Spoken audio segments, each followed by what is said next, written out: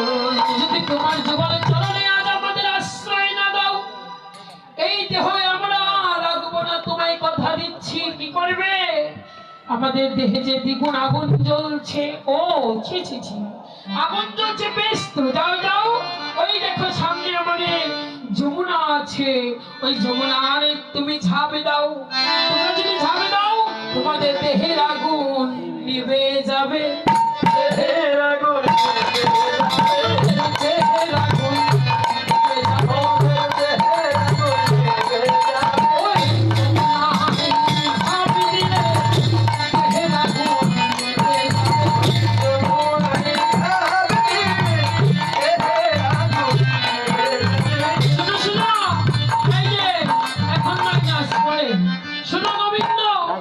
যদি তোমার চরণে আশ্রয় না দাও ওই যমুনায় ঝাঁপে দিতে বলেছ ওই যমুনা কেন শত শত যমুনায় যদি ঝাঁপে দেয় এই দেহের আগুন দেহের জ্বালায় আমাদের নিভবে না মিটবে না তাহলে তাহলে কি করবে ওই যমুনায় ঝাঁপে দিয়ে মরে যাও ছি ছি ছি ছি গোবিন্দ তুমি আমাদেরকে ডেকে অপমান করছো এই অপমান কিন্তু আমরা সহ্য করবো না বলে দিচ্ছি দেখি তোমরা কি করো যাও তোমরা যমুনায় ঝাঁপে দিয়ে আত্মহত্যা করো তাকে আমার কি আমি ভার নিব না এবার গোপীরা সকল গোপী এক হয়ে কি করলেন ওরা ধেয়ে ধেয়ে চলিল রে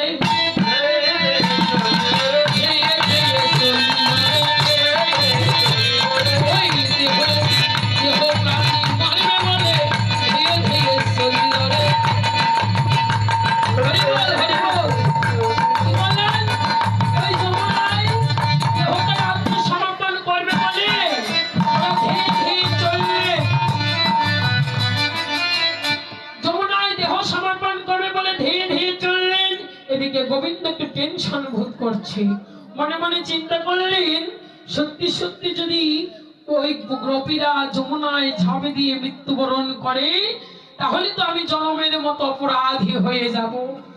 দেখবেন বাবা সোনার কাছে গেলে যেমন সোহাগা কষ্টি পাথর দিয়ে স্বর্ণ যাচাই করে আমরা অঙ্গে ধারণ করি।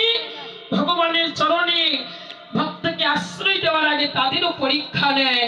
এবার ভক্তরা ধীরে ধীরে চললেন যমুনার ধারে। ভগবান শ্রীকৃষ্ণ মনে মনে ভয় পাচ্ছে, যদি সত্যি সত্যি ওরা যমুনায় ঝাঁপে দিয়ে দেহ আত্মহত্যা করে ফেলে তাহলে তো আমি অপরাধী হব। তার থেকে ভালো বাবা আমি ওদের আবার ডাকি। একই করলেন গোবিন্দ আমার বাঁশি বাজালো বাজালো বাজালো রে, বাঁশি বাজালো বাজালো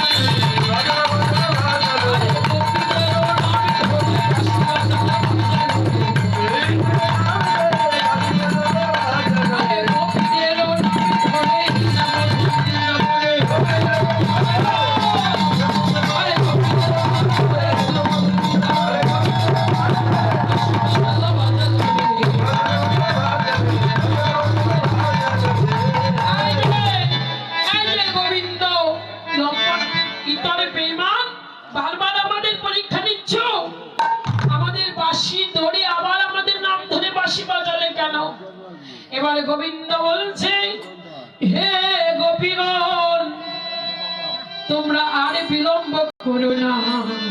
কেন জানো? আমি তোমাদের হৃদয়ের পরীক্ষা নিয়েছিলাম, সত্যি সত্যি তোমরা আমাকে ভালোবেসেছো কিনা, সত্যি সত্যি ভালোবেসে ওই ঘর সংসার ত্যাগ করেছো কিনা। যদি অর্ধেক ভালোবাসা দিতে তাহলে তো আমাকে ভালোবেসে আবার চলে যেতে আমি কষ্ট পেতাম। তাই তোমরা আমাকে প্রকৃত ভালোবেসেছো কিনা আমি তোমাদের পরীক্ষা নিয়েছি। তোমরা পরীক্ষায় উত্তীর্ণ হয়েছো, অর্থাৎ পাস করে গেছো।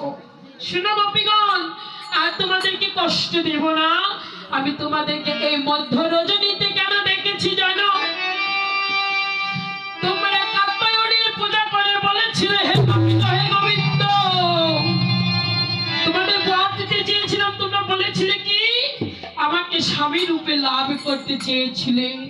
আর আমি তোমাদেরকে কথা দিয়েছিলাম হে ব্রজের গোপীগণ, যেদিন ওই পূর্ণ আকাশে শারদীয়া চন্দ্রের চুল লেগে যাবে সেই দিনে তোমরা এক এক গোপী বনে আসবে। আর সেদিন আমি এক কৃষ্ণ এক গোপী হয়ে তোমাদের সকল ভক্তের মনোবাঞ্ছায় আমি পূরণ করিব। আজ সেই শারদীয়া পূর্ণিমা রাতের উদয় হয়েছে সখীগণ, তাই আমি তোমাদের মনোবাঞ্ছা পূরণ করিব বলে আজ আমি মধ্য রজনীতে তোমাদের নামের ধ্বনি করেছি। নিতাই গৌর হরি বল, হরি হরে কৃষ্ণ। আমি এক বাবাকে তুলে দিচ্ছি, যেটা পারবেন গোপাল সেবার দক্ষিণা দান করবেন। আর আমার রাধা গোবিন্দের যুগল নৃত্য আরতি সব দেখবেন, কিন্তু একটু প্রসাদের আয়োজন করবেন, ফুলের আয়োজন করবেন। এগুলো কিছুক্ষণের ভিতরে লেগে যাবে। রাধে রাধে। আনন্দের মাঝেও তাদের তো সেবা দিতে হবে। হরে কৃষ্ণ। বসতে হবে না, এখন দাঁড়াও।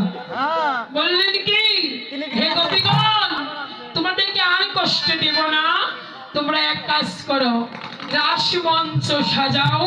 তোমাদেরকে সঙ্গে করে আমি এই বৃন্দাবনের ঘরে ঘরে আমি কি করবো জানো?